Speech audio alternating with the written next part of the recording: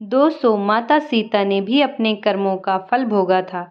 राम ने माता सीता को गर्भ अवस्था में ही त्याग दिया था, ये तो सभी जानते हैं। लेकिन भगवान राम ने सीता का त्याग क्यों किया? माता सीता को अपने कर्मों का फल भोगना था, इसी कारण उन्हें ये दंड मिला। मिथिला नगरी में जनक राजवंश राज करता था। उन्हीं में से एक राजा सिरध्वज थे। एक बार यज्ञ के लिए वो जमीन जोत रहे थे। उसी समय वहां एक छोटी कन्या निकलती है। इस सुंदर कन्या को देख राजा को बहुत खुशी हुई। उन्होंने उस कन्या को अपनी पुत्री बना लिया। उसका नाम सीता रखा। एक दिन सीता अपनी सहेलियों के साथ बगीचे में खेल रही थी। वहां उन्हें एक तोते का जोड़ा दिखाई दिया, जो बहुत ही खूबसूरत था। वे दोनों पक्षी एक पर्वत की चोटी पर बैठकर बात कर रहे थे। पृथ्वी पर श्री राम नाम से विख्यात एक बड़े सुंदर राजा होंगे। उनकी महारानी का नाम सीता होगा। श्री राम सीता के साथ कई वर्षों तक राज्य करेंगी। धन्य है वे जानकी देवी और धन्य है वे श्री राम। तोते की ऐसी बातें सुनकर सीता ने सोचा कि ये दोनों तो मेरे ही बारे में बात कर रहे हैं। इन्हें पकड़कर मैं इनसे अपने जीवन से जुड़ी सारी बातें पूछ सकती हूँ। इसलिए उन्होंने अपनी सहेलियों से उन दोनों पक्षियों को पकड़कर लाने को कहा। उनकी सहेलियां उस पर्वत पर गईं और दोनों पक्षियों को पकड़ ले आईं। माता सीता उन पक्षियों से कहती हैं कि तुम दोनों बहुत सुंदर हो। देखो, डरो नहीं, मैं तुम्हें कोई नुकसान नहीं पहुंचाऊंगी। तुम बस मुझे ये बताओ कि तुम कौन हो और कहाँ से आए हो। राम कौन है और सीता कौन है? तुम्हें उनके बारे में कैसे पता है? माता सीता के पूछने पर दोनों पक्षी बताते हैं कि एक बहुत विख्यात महर्षि वाल्मीकि हैं। हम दोनों ने उन्हीं के आश्रम में रहते हैं।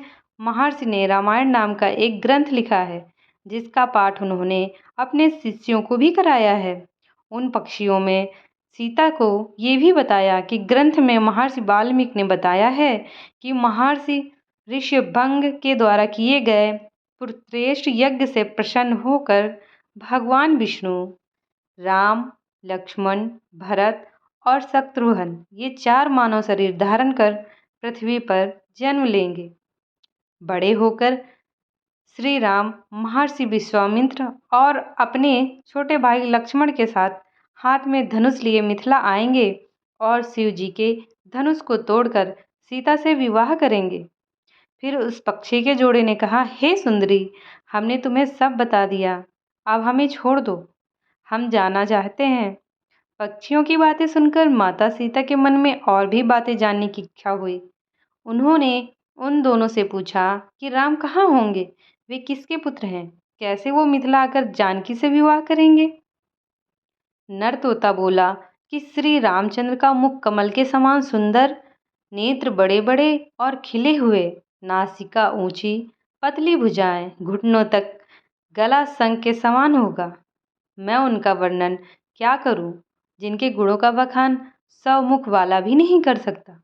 दोनों पक्षी कहते हैं कि जानकी देवी धन्य है, जो जल्द ही रघुनाथ जी की पत्नी बनकर उनके साथ कई वर्षों तक राज्य करेंगी।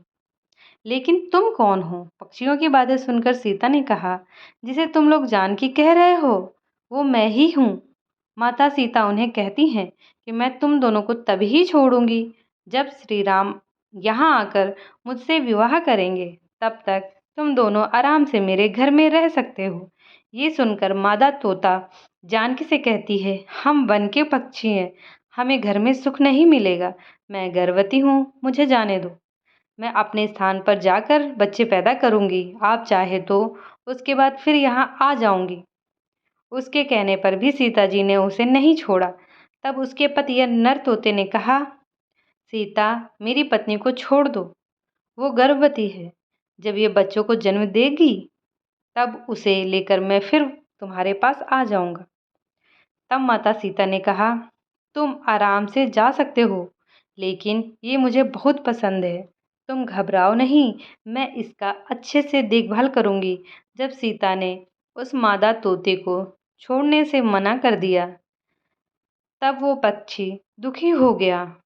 पक्षी दोबारा सीता से निवेदन करता है कि मैं अपनी पत्नी के बिना जिंदा नहीं रह सकता, इसलिए इसे छोड़ दो। माता सीता, तुम बहुत अच्छी हो, मेरी प्रार्थना मान लो। इस तरह उसने बहुत समझाया, लेकिन सीता ने उसकी पत्नी को नहीं छोड़ा। तब मादा पक्षी ने क्रोध में सीता को श्राप दिया कि अरे, जिस प्रकार तू मुझे इस समय अपने पति से अलग कर रही है, वैसे ही तुझे भी स्वयं गर्भवती की अवस्था में श्री राम से अलग होना पड़ेगा। कुछ दिन बाद पति से बिछड़ने के दुख में मादा पक्षी के प्राण निकल गए। पत्नी की मौत हो जाने पर नर पक्षी दुखी हो गया। फिर वो सीता जी से बोला कि मैं मनुष्यों से भरी श्री राम की नगरी अयोध्या में जन्म लूंगा। मेरे ही कारण तुम्हें पति के वियोग का दुख उठाना पड़ेगा। तोते ने भी अपने प्राण त्याग दिए। कुछ साल बाद उनका जन्म अयोध्या में धोबी के घर हुआ। उस धोबी के कारण ही सीता जी का अपमान हुआ। उन्हें अपने पति श्री राम से अलग होना पड़ा।